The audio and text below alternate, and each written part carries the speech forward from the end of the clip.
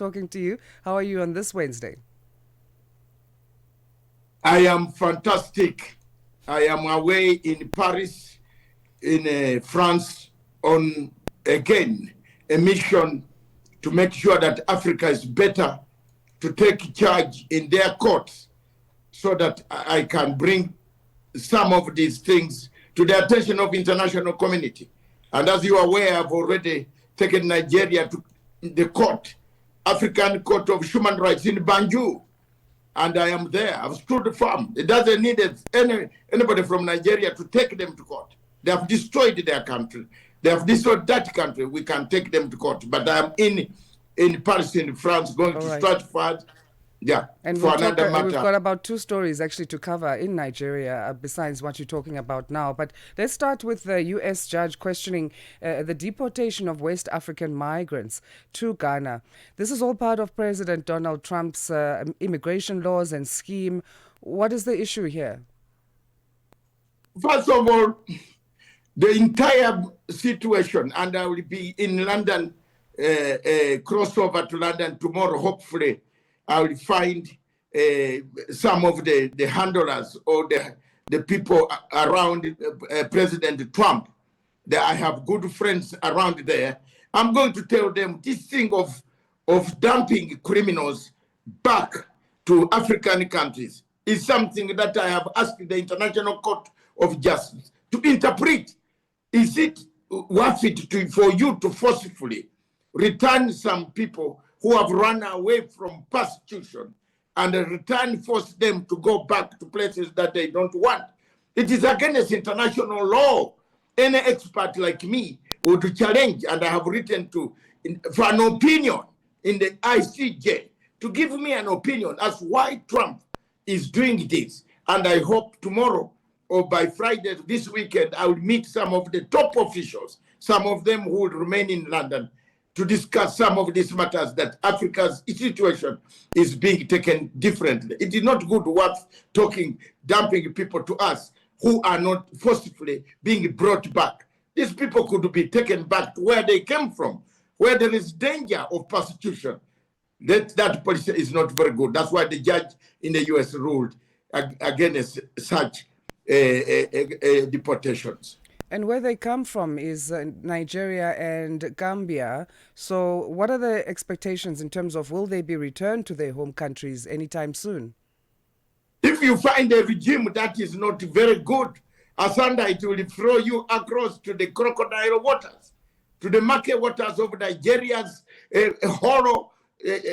terrorist horror state. It is not a state. There is no state. There is no governance. There is nowhere in Nigeria where Nigeria has accepted the rule of law. They have signed the agreements, but they have never in their lives accepted the rule of law. They have never said, we agree that we should be taken to court. If a country itself cannot sign for the Charter of AU, for the Charter of AU court, cannot actually deposit the documents there, how can you return a human being to that level? So if you find a bad regime in Africa, in Ghana, thanks God, Mahama is a very understanding person. But most of the refugees across there are being told to leave.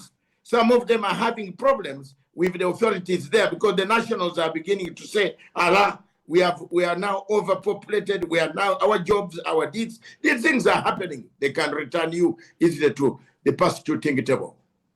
Nigeria's agricultural import bill is getting criticism. Let's move on to this story now from farmers. What are they arguing against it? It is just another mess. And Asanda, you and I have told you that Nigeria is a country without a country, a state without a state. And that is all those are my affirmation to anybody in the international community trying to deal with Nigeria. There is no governance in Nigeria. You rather deal with South Africa. You rather deal with Uganda. You rather deal with Kenya. But in Nigeria, there is no governance. The state has collapsed. There is nothing going on there. Everything that comes. That's why the farmers are saying, Allah, why are you again bringing this bill, this thing against us? Can you believe that this country has got 241 waterfalls? but it has not even utilized them to grow enough food. You find food scarcity, hunger, famine, people begging for food in a country that has plenty of rainfall, rivers, which can harness and are used for irrigation. My dear sister, the people standing against the agriculture reform and this subsidy, whatever it is they want to bring, they are right. The farmers are really out. People are fed up in Nigeria and they can't speak because of terrible things that happen inside there, police brutality, security brutality. People are not able to speak. People have kept quiet and left it to God.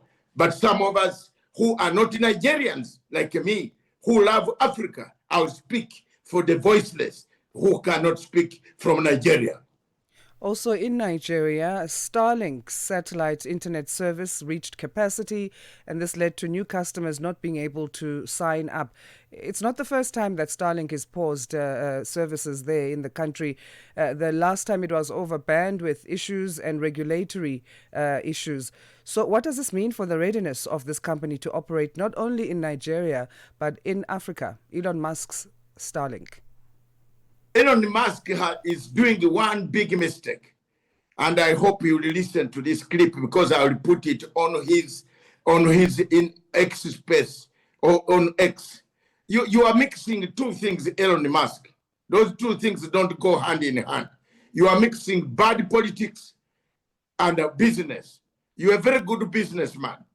Stick to the lane of business because you are attacking so many attack fronts.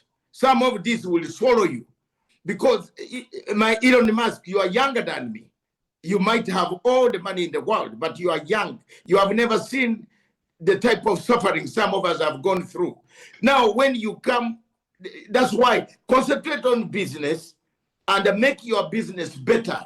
I use Starlink in West Africa. When I'm in West Africa, I was one of the first few people to obtain it and put it on a ship somewhere there. It is there, it's working. When it boosts my capacity, but improve it so that people can have access to it, so that we can have access and everybody can have his internet in his home, in his briefcase, in what? Don't mix it with politics. If you are gonna bring in politics and then use these politics to destroy governments will team up. And I'm sure today, Trump is across the channel is in London today. He's not going to stop talking about Elon Musk because you saw on the weekend what Elon Musk's message was to the people of Britain who are against other races and who are bringing racism in that country. So they will discuss him. One of these days, one country will issue a warrant for him to be brought for trial in some of these places. I'm telling you, let him be careful. He's an African brother. Stick to your business.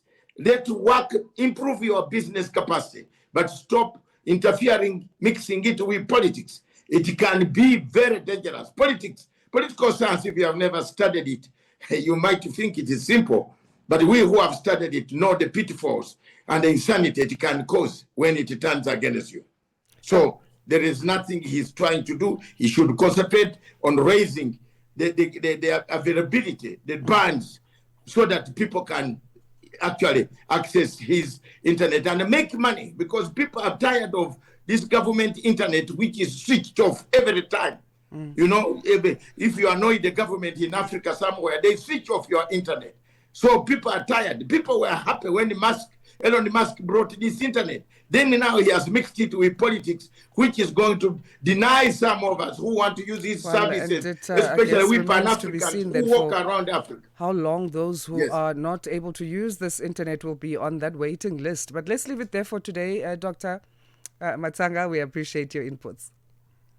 Yes, thank you very much. And I just want to leave one message for the government of Nigeria, that come to court. Come and sort yourself. Don't hide behind AU. You come and face me in that court in Banjul and tell the world why there are so many refugees in South Africa from Nigeria, why there are so many refugees in the UK. in Right. Nigeria. Why Dr. so many Matsanga, we're refugees in completely the out US? of time there. We're going to leave it there. Political scientist and conflict resolution analyst Dr. David Matsanga joining us to share some inputs on some stories making headlines in West Africa, Nigeria being the dominating one today. Let's go to Jwalani Tulo Ngwepe. She's got our news headlines. It's now 6:31 Central African time.